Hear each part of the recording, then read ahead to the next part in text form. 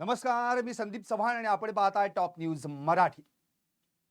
पहलगामचा दहशतवादी हल्ला आणि त्यानंतर 2 आठवड्यांनी भारतानं या हल्ल्याला उत्तर दिलं.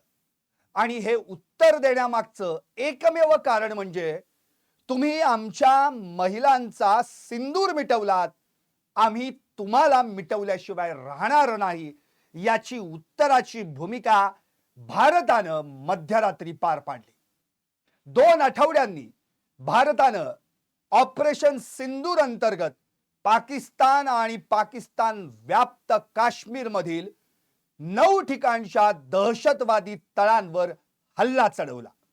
इतकंच नव्हे तर या हल्ल्यात या सगळ्या पाकड्यांचे, या त्यांच्या पोसलेल्या दहशतवाद्यांचे अड्डे देखील नेस्तनाबूत केले, मातीत मिळवले. यामध्ये अनेक दहशतवादी मृत्युमुखी पावल्याची भूमिका आता विविध माध्यमातून समोर येते. पण आपल्या भारतीय सुरक्षा दलानं कायम युद्धाची देखील शिस्त जपलेली आहे.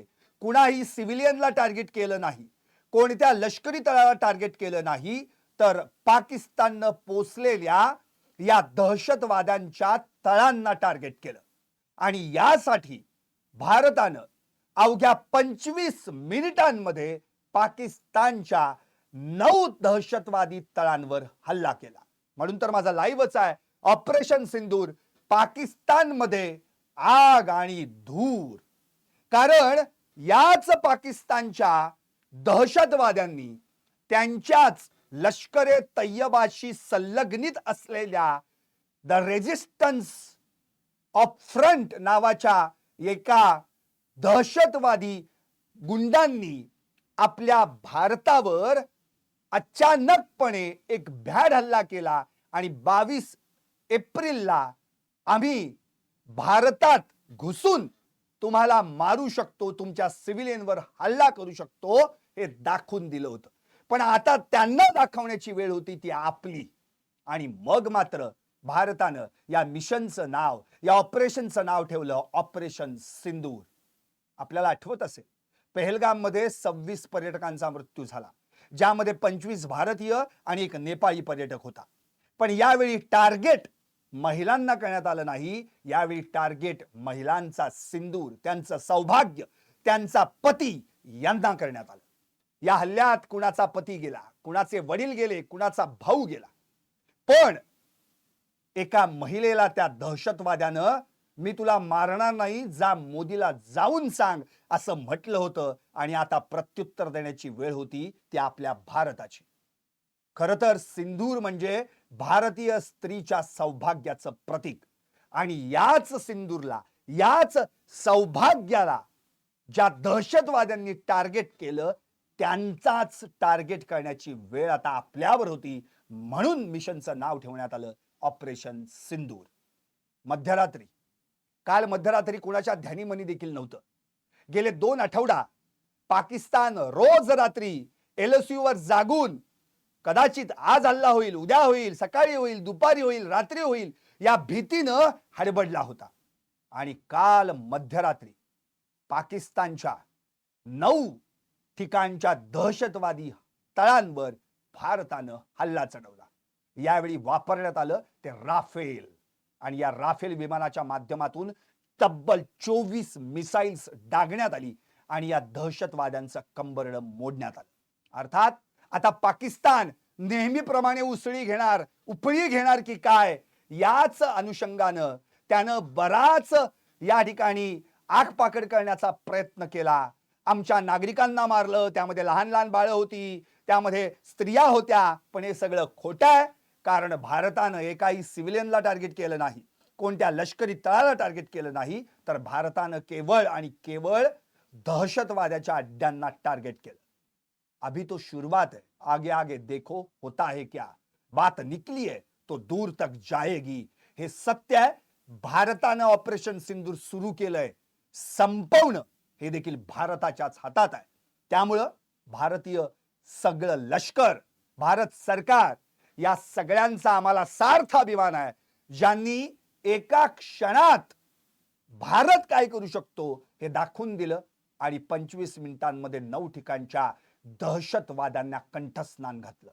खरं तर 1:05 सुरू झालेली ही कारवाई 1:30 म्हणजे मध्यरात्रीच्या 25 मिनिट सुरू होती. सगळेजण गाढ झोपेत असताना भारताची ही राफेल विमानं काही पाकिस्तानमध्ये थेट जाऊन घुसली, तर काही एलओसीच्या अलीकडं दहशतवाद्यांच्या तळामध्ये त्यांच्या सगळ्या दहशतवाद्यांना कंठस्नान घालण्यासाठी आपल्या राफेलच्या माध्यमातून मिसाईल्स टाकली.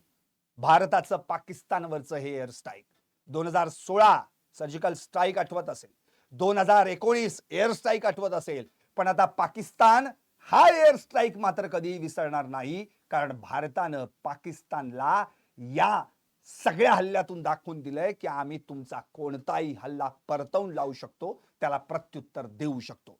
ऑपरेशन सिंदूर अंतर्गत पाकिस्तान आणि पाकिस्तान व्याप्त काश्मीरमध्ये म्हणजे पीओके मध्ये 9 ठिकाणच्या दहशतवादी तळांवर हल्ले करण्यात आले. 7 मे अर्थात आजची तारीख पाकिस्तान कधीच विसरणार नाही. 1:05 ऑपरेशन सुरू झालं, 1:30 संपलं देखील. पण या 25 मिनिटात पाकिस्तानचं काय झालं तर तुम्ही सगळ्या प्रसार माध्यमांमध्ये पाहताय. फक्त आग आणि धूर संकटच, ह्याच्या पलीकडे वेगळं काहीच नाही. भारतीय सुरक्षा दलानं या संदर्भात कॉन्फरन्स घेतली, माहिती दिली. आम्ही कुणालाही कोणत्याही नागरिकाला टार्गेट केलं नाही, हे देखील क्लिअर केलं. या कारवाईत 24 मिसाईल्स दागण्यात आली.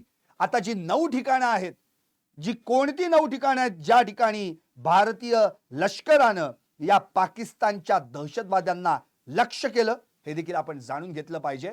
खरं तर अवघ्या 25 मिनिटात पाकिस्तानचं साल्ट काढणार हे राफेल किती जबरदस्त आहे, त्याची ताकदच आपल्याला या ठिकाणी भारतानं दाखवून दिली. खरं तर राफेलच का वापरलं गेलं याचं देखील उत्तर समजून घेतलं पाहिजे. भारतीय हवाई दलानं पाकिस्तान आणि पीओके मध्ये हल्ला केला, पण यासाठी वापरलं ते राफेल. राफेल हे एक आधुनिक लढाऊ विमान आहे. भारताकडे अशी 1-2 नव्हे 36 राफेल आहेत. हल्ला करण्यासाठी राफेल निवडण्याचं कारण म्हणजे दूरवरून आपल्या लक्ष्यावर अचूक वार करण्याची त्याची क्षमता. राफेल विमान हवेतून जमिनीवर 400 किलोमीटर पर्यंत मारा करणाऱ्या क्रूज मिसाईलच्या स्कल्पनं सुसज्ज आहे. याचा वापर केल्यानं राफेलला शत्रूच्या जवळ जाण्याची देखील गरज भासली नाही. खरं तर कोणकोणत्या ठिकाणांना लक्ष्य केलं हे जर आपण पाहिलं तर पाकिस्तानच्या दहशतवाद्यांचं कंबरड मोडल्याचं लक्षात येईल. भारतीय सुरक्षा दलानं जी माहिती दिली त्यानुसार भारतानं Sawai Nala camp Muzaffarabad, Syedna Bilal camp Muzaffarabad, Gulpur camp Kotli, Barnala camp Bhimber, Abbas camp Kotli या पाक व्याप्त भागात कारवाई करण्यात आली. शिवाय पाकिस्तानमध्ये घुसून देखील भारतानं कारवाई केली. त्यामध्ये सर्जल कॅम्प सियालकोट, मेहमुना जोया कॅम्प सियालकोट, मरकजा तोयबा मुरिदके, मरकज सुभान अल्लाह भवलपूर या पाकिस्तानातील ठिकाणांना लक्ष्य करण्यात आलं. सवाई नाला कॅम्प मुजफ्फराबाद याला काय टार्गेट करण्यात आलं याचं देखील उत्तर आहे.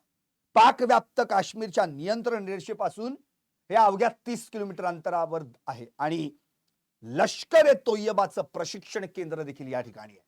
20 ऑक्टोबर 2024 सोनबर्ग आणि 24 ऑक्टोबर 2024 गुलमर्ग आणि 22 एप्रिल 2025चा पहलगाम हल्ल्यातील दहशतवाद्यांनी याच ठिकाणी प्रशिक्षण घेतलं होतं. म्हणून भारताने पहिला हल्ला केला तो सवाई नाला कॅम्प मुजफ्फराबाद. दुसरा सय्यदना बिलाल कॅम्प मुजफ्फराबाद हा जैश ए मोहम्मदचा महत्वाचा भाग आहे. हा शस्त्र, स्फोटक आणि प्रशिक्षणाचा केंद्र देखील आहे. गुलफूर कॅम्प कोटली हे नियंत्रण रेषेपासून दूर असलेलं लष्कर ए तोयबाचं तळ आहे आणि ते राजौरी पुंछ मध्ये सक्रिय होतं. 20 एप्रिल 2023ला पुंछ मध्ये आणि 9 जून 2024ला तीर्थयात्रा करणाऱ्या भाविकांच्या बस हल्ल्याची दहशतवाद्यांना इथूनच प्रशिक्षित करण्यात आलं होतं. बर्नाला कॅम्प भिंबर नियंत्रण रेषेपासून अवघं 9 किलोमीटर दूर. इथं शस्त्र चालवणं, आयडी आणि जंगलात कसं सर्व्हाइव्ह करावं याचं प्रशिक्षण देण्यात येतं. पण हा दहशतवादी कॅम्प देखील भारताच्या राफेल लढाऊ विमानानं उडवून टाकला. अब्बास कॅम्प कोटली नियंत्रण रेषेपासून 13 किलोमीटर अंतरावर. लष्कर ए तोयबाचे आत्मघातकी हल्लेखोर इथं प्रशिक्षित केले जात होते. 15 दहशतवादी प्रशिक्षित करण्याची त्याची क्षमता होती. आता पाकिस्तानमध्ये घुसून कुठं कुठं हल्ले केले ते देखील समजून घेणं गरजेचं आहे. सर्जल कॅम्प, सियालकोट, आंतरराष्ट्रीय सीमेपासून 6 किलोमीटर अंतरावर असलेलं साबा कटुआच्या समोर मार्च 2025 मध्ये जम्मू आणि काश्मीर पोलिसांच्या 4 जवानांची हत्या करण्यात आली. त्या दहशतवाद्यांना ट्रेनिंग मिळालं ते इथूनच. मेहमुना जोया कॅम्प, सियालकोट, आंतरराष्ट्रीय सीमेपासून 12 ते 18 किलोमीटर दूर हिजबुल मुजाहिदीनचं मोठं तळ. कठुआ, जम्मू भागात दहशत पसरवण्याचं नियंत्रण केंद्र. पठाणकोट एअरफोर्स बेसवर करण्यात आलेल्या हल्ल्याचा कट इथंच करण्यात आला. नंतर मरकज तोयबा मुरिदके, आंतरराष्ट्रीय सीमेपासून 18 ते 25 किलोमीटर दूर. अजमल कसाब आणि डेव्हिड हेडली 2008 मधील मुंबईवरील दहशतवादी हल्ल्यातील या दहशतवाद्यांना इथंच प्रशिक्षित करण्यात आलं होतं. आणि 90 ठिकाण म्हणजे मरकज सुबानल्ला, बवालपूर, आंतरराष्ट्रीय सीमेपासून 100 किलोमीटर दूर. म्हणजे भारत पाकिस्तानच्या आत 100 किलोमीटर घुसला. हे जैश ए मोहम्मदचं मुख्यालय होतं. इथं भरती प्रशिक्षण केंद्र देखील होतं. प्रमुख दहशतवादी या ठिकाणी नेहमी येत जात असत. आता कोणत्याही लष्करी तळावर आपण हल्ला केला नाही, शिवाय कोणत्याही नागरिकांवर हल्ला केला नाही, हे देखील भारतानं यावेळी एम्फॅसिस केलंय. अहमदपूर, पाकिस्ताननं हवाई हल्ल्यात लक्ष केलेल्या ठिकाणांबद्दल काय माहिती दिली ते देखील जाणून घेणं फार गरजेचं आहे. पाकिस्तान म्हणतंय अहमदपूर, शारकिया, बहावलपूर या ठिकाणी पाकिस्तानच्या पंजाब प्रांतातील बहावलपूर हे जिल्ह्यातलं एक ऐतिहासिक शहर. त्यांनी म्हटल्यानुसार या भागातील सुभान मशीद परिसरात 4 हल्ले करण्यात आले. या हल्ल्यामध्ये मशीद आणि परिसराचं नुकसान झालं. बंदी घातलेल्या जैश ए मोहम्मद संघटनेचं मध्यवर्ती मुख्यालय देखील याच बहावलपूरमध्ये आहे. मदरसा अल सबीर आणि जामिया मस्जिद सुभान हे त्याचेच भाग आहेत. मुरिदके हे पाकिस्तानमधील पंजाब प्रांतातील शेखुपुरा जिल्ह्यातलं शहर. ते लाहोर पासून उत्तरेकडे 40 किलोमीटर अंतरावर आहे. लाहोरच्या बाहेरील बाजूस असलेलं शहर जमात उद दावाचं केंद्र, दावत उल इर्शाद यामुळे चर्चेत राहिलं होतं. लष्कराच्या प्रवक्त्यानं सांगितल्यानुसार मुरिदके येथील उल कुरा मशीद आणि आजूबाजूच्या परिसरात भारताकडून 4 हल्ले करण्यात आले. मुजफ्फराबाद शहर पाकिस्तान व्याप्त काश्मीरची राजधानी. तेथे अनेक महत्वाची कार्यालय आणि सरकारी इमारती. पाकिस्तानच्या लष्कर प्रवक्त्यानं सांगितलं की या ठिकाणी बिलाल मशिदीला लक्ष्य करण्यात आलं. पाकिस्तानी लष्कराच्या प्रवक्त्यानं दिलेल्या माहितीनुसार या बिलाल मशिदीवर 7 हल्ले करण्यात आले. कोटली हे पाकिस्तान व्याप्त काश्मीरमध्ये इस्लामाबाद पासून सुमारे 120 किलोमीटर अंतरावर आहे. पाकिस्तान लष्कराच्या प्रवक्त्यानं सांगितल्यानुसार कोटली येथील एका मशिदीला लक्ष्य करण्यात आलं. सियालकोट हे पाकिस्तानच्या पंजाब प्रांतातील महत्वाचं शहर जे चिनाब नदीच्या काठावर आहे. येथून भारत प्रशासित जम्मूचा प्रदेश उत्तरेला फक्त 48 किलोमीटर अंतरावर आहे. पाकिस्तान लष्कराच्या प्रवक्त्यानं सांगितल्यानुसार सियालकोटच्या उत्तरेला असलेल्या कोटली लोहारन या गावावर 2 हल्ले करण्यात आले. त्यापैकी एकाचा स्फोट झाला नाही. या हल्ल्यात कोणतीही जीवितहानी झाली नाही. शकरगड हे पाकिस्तान पंजाब मधील नारोवाल जिल्ह्याचं तालुक्याचं ठिकाण. हे शहर आंतरराष्ट्रीय सीमा आणि भारत पाकिस्तान कार्यसीमा या दोघांशी जोडलं गेलंय. त्याच्या पूर्वेला भारतातील गुरुदासपूर तर उत्तरेला जम्मूची सीमा आहे. पाकिस्तान लष्कराच्या प्रवक्त्यानं सांगितल्यानुसार शकरगड येथेही 2 शेल्सचा मारा करण्यात आला. त्यामुळे एका दवाखान्याचं किरकोळ नुकसान झालं.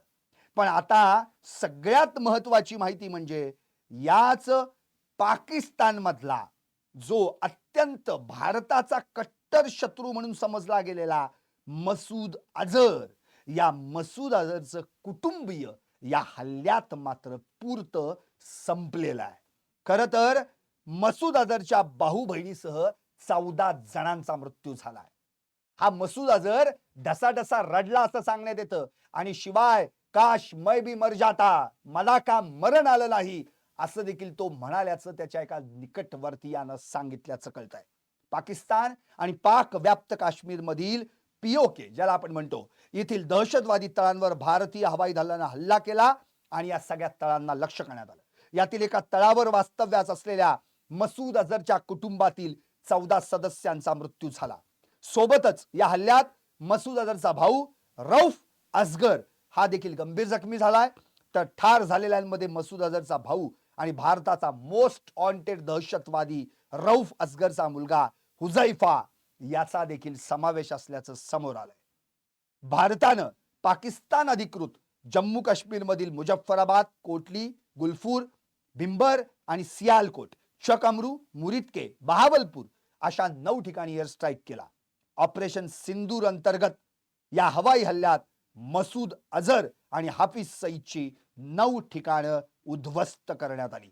खरं तर भारतीय सेनेचा मुख्य हल्ला हा बहावलपूर मधील मसूद अझरच्या तळावर होता. ते जैशचं मुख्यालय आता उद्ध्वस्त झालंय. यामध्ये तो राहत असल्याचं सांगितलं जातंय, पण आता त्या ठिकाणी त्याला त्याच्या आधी सुरक्षित स्थळी हलवण्यात आलं होतं. खरं तर पाकिस्तानने जी काय माहिती दिली त्यामध्ये 10 ते 14 जणांचा मृत्यू झालाय. हे सगळे मसूद अझरचे कुटुंबीय होते. हा मसूद अझर साधा सोपा नव्हता. हा मसूद अझर खरं तर भारताचा कट्टर शत्रू होता. मीही मेलो असतो तर बरं झालं असतं असं या मसूद अझरनं म्हटलंय. मसूद अझरनं आजवर भारताविरुद्ध अनेक मोठे कट रचले. मौलाना मसूद अझर हा पाकिस्तानमध्ये वाढलेल्या जैश ए मोहम्मद या दहशतवादी संघटनेचा प्रमुख. 2001 मध्ये संसदेवरील हल्ल्याचा कट यानंच रचला होता. यासह उरी हल्ल्यातही मसूद अझर हाच मुख्य सूत्रधार होता. गेल्या वर्षी जानेवारीतील पठाणकोट येथे लष्कराच्या तळावरील हल्ल्यातही त्याची भूमिका होती. खरं तर या सगळ्या ठिकाणी जे काही हल्ले झाले, हे हल्ल्यानंतर विविध देशांनी भारताला पाठिंबा दिलाय, भारताचं कौतुक केलंय. भले या ठिकाणी काही देशांनी वेगवेगळ्या प्रतिक्रिया दिल्या असतील तरी पाकिस्तान मात्र अजून देखील सुंब जळला तरी पीळ जात नाही असं म्हणतात, तशाच पद्धतीत वावरतोय. पाकिस्तानचे पंतप्रधान शहबाज शरीफ यांनी दिलेली प्रतिक्रिया, भारताच्या या हल्ल्याला सडेतोड उत्तर देण्याचा संपूर्ण अधिकार पाकिस्तानला आहे आणि आम्ही जशास तसं प्रत्युत्तर देत आहोत. संपूर्ण पाकिस्तान लष्करासोबत उभा आहे. देशाचं मनोधैर्य मजबूत आहे. भारताच्या हल्ल्याबाबत म्हणालाय, पाकिस्तानला प्रत्युत्तरादाखल कारवाई करण्याचा पूर्ण अधिकार आहे. शहबाज शरीफ यांनी एक्स या सोशल मीडिया प्लॅटफॉर्मवर पोस्ट करून म्हटलंय की शत्रूनं पाकिस्तानच्या 5 ठिकाणांवर भ्याड हल्ला केलाय. भारताच्या या हल्ल्याला ऍक्ट ऑफ वॉर, युद्धाची कृती असं म्हटलं जाईल. त्यांचा संरक्षण मंत्री ख्वाजा आसिफ यानं देखील तोंड उघडलंय. तो म्हणाला, भारत दहशतवादी छावण्यांना लक्ष्य केल्याचा दावा करतय, पण मी आंतरराष्ट्रीय माध्यमांना सांगू इच्छितो की येथे सर्व बाजूंनी तपासणी करण्याचं आवाहन करा. मग ते दहशतवादी छावण्या असतील किंवा आमच्या 2 मशिदीत असलेले नागरिक असतील. या हल्ल्यात एका लहान मुलाचा मृत्यू झालाय, एका महिलेचा मृत्यू झालाय असं देखील तो म्हणालाय आणि 7 जण लक्ष्य झालेत असं देखील त्यानं या ठिकाणी म्हटलेलं आहे. एकंदरीत अमेरिकेचे परराष्ट्र मंत्री यांनी देखील स्पष्टपणे म्हटलेलं आहे की जेव्हा त्यांना या ऑपरेशन बद्दल विचारण्यात आलं तेव्हा त्यांनी उत्तर दिलं. डोनाल्ड ट्रम्प यांच्या हवाल्यानं त्यांनी म्हटलेलं आहे की हे लज्जास्पद आहे. व्हाईट हाऊस मधून बोलताना ते म्हणाले की आम्ही ओव्हल ऑफिसमध्ये प्रवेश करत असतानाच आम्हाला याबद्दल कळलं. ट्रम्प पुढे देखील असं म्हणाले की माझी फक्त एवढीच इच्छा आहे की हे खूप लवकर संपलं पाहिजे. एकंदरीतच भारतानं जे काही पाकिस्तानवर हल्ला केलाय त्याचा अनेक देशांनी खरं तर भारताच्या बाजूने उभं राहून त्याचं कौतुक देखील केलंय. रशिया असेल, आणखी बरेचसे देश असतील, दक्षिण आफ्रिका देश असेल, पण पाकिस्तान, चीन यांनी मात्र कायम भारताच्या विरोधात कुरघोडी केल्या. चीनला तर कायम पाकिस्तान आणि भारत यांच्यात कशी अशांतता माजेल आणि त्याचा फायदा आपल्याला कसा उठवता येईल याचाच प्रयत्न केला. पण आज भारतानं हे दाखवून दिलं की ऑपरेशन सिंदूर आम्ही काय करू शकतो. हा तर पिक्चरचा ट्रेलर आहे, पिक्चर अभी बाकी है. खरं तर आतापर्यंतच्या या सगळ्या हल्ल्यामध्ये आम्ही कुणालाही, कोणत्याही नागरिकाला टार्गेट केलं नाही. आम्ही कोणत्या लष्करी तळाला टार्गेट केलं नाही, तर आम्ही टार्गेट केलं ते दहशतवादी अड्ड्यांना, त्यांच्या तळांना. आणि हा दहशतवाद निपटून काढून त्याचं समूळ उच्चाटन करून भारत पाकिस्तानला असा सडेतोड जबाब यापुढे देतच राहील, याबद्दल तेळ मात्र शंका नाही. म्हणून संपूर्ण भारतीय लष्कर, त्याचबरोबर भारत सरकारचं सगळे तमाम भारतीय या ठिकाणी अभिनंदन करतायत. सगळ्यांना त्यांचा अभिमान वाटतोय, कारण भारतानं पहलगामचा बदला घेण्याला सुरुवात केली आहे. खरं म्हणजे हल्ला संपलेला नाहीये. आम्ही जे काही हल्लोय ना, त्याचं उत्तर, त्याचा करारा जबाब तुमच्याच भूमीवर येऊन द्यायला आम्ही मागं पुढं पाहणार नाही. हेच उत्तर भारताला याच्यातून द्यायचं होतं. म्हणून मला म्हणायचंय, ऑपरेशन सिंदूर पाकिस्तानमध्ये नुसती आग आणि धूर. अवघ्या 25 मिनिटात भारतानं काढलं पाकिस्तानचं साल्ट. पाहत राहा टॉप न्यूज मराठी, आपला महाराष्ट्र, आपली बातमी.